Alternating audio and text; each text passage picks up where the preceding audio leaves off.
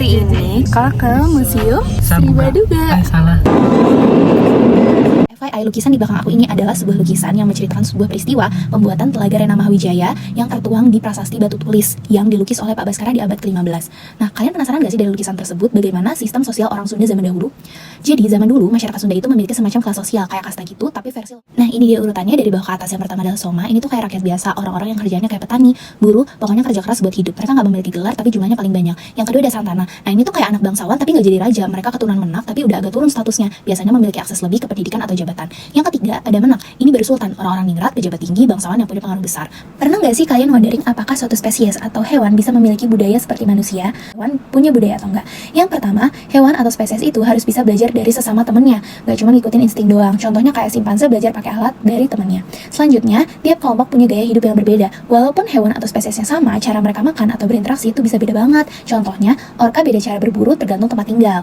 Lalu yang ketiga, budaya itu juga harus bisa diturunkan ke generasi berikutnya. Contohnya kayak burung belajar bernyanyi dari orang tuanya. Lalu yang keempat, kebiasaan itu harus bisa bertahan lama, bukan cuma tren sesaat. Dan yang terakhir, budaya itu bisa bikin hewan ngerasa kalau mereka tuh satu kelompok. Contohnya kayak suara paus, di tiap kelompoknya punya logat tersendiri. Jadi bisa tahu, kamu ternyata bagian dari kita. Pak, sebelumnya kenali, saya Yudis. Saya Chelsea, Pak. Sama Tanya dari saya, Pak. Jadi manusia itu kan sebelum masa-masa sekarang itu mengalami beberapa fase ya, Pak. Dari masa prasejarah, praaksara dan lain-lain. Masuknya bangsa lain atau ras atau etnis ke dalam Nusantara ini apakah memiliki dampak yang budayaan itu mempengaruhi gitu, Pak?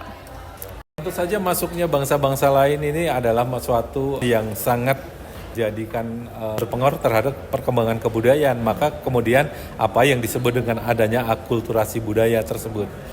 Ketika bangsa-bangsa, sebenarnya kan kita adalah keturunan dari jenis manusia Austronesia ya. Nah, ketika itu adalah kita menyebar data. Tapi ketika perkembangannya, kita sudah ada kehidupan manusia yang disebut dengan masa prasejarah atau masa praaksara. Yang kemudian kita lihat ada bukti-bukti tinggalannya berupa menhir, kemudian ada arca nenek moyang, kubur batu, kemudian punden berundak. Itu adalah membuktikan kehidupan manusia yang kemudian itu muncul dan beragama atau berkepercayaan terhadap apa yang ada di lingkungan mereka pada waktu itu. Nah, masuknya budaya-budaya luar ini tentu saja bangsa dari Timur Tengah membawa pengaruh Islam. Bangsa-bangsa dari India memasukkan mereka agama Hindu dan Buddha. Kemudian dari Cina pun membawa agama Buddha. Kemudian bangsa-bangsa Eropa yang menyebarkan agama Nasrani ke kita. Nah, tentu saja mereka kan di dalam proses berbudaya, mereka harus berhubungan dengan masyarakat sekitarnya. Nah, kemudian mereka membuat media-media pemujaan, membuat tempat-tempat beribadatan. Tentu saja ini kemudian terjadi akulturasi. Apa yang misalnya bangunan suci yang digunakan untuk peribadatan yang ada di negara mereka itu tidak serta-merta mereka kemudian membuat sama dengan kita. Disesuaikan dengan pola yang ada di kita, kemudian bahan material yang ada di kita, kemudian bentuknya kemudian mengalami banyak perubahan.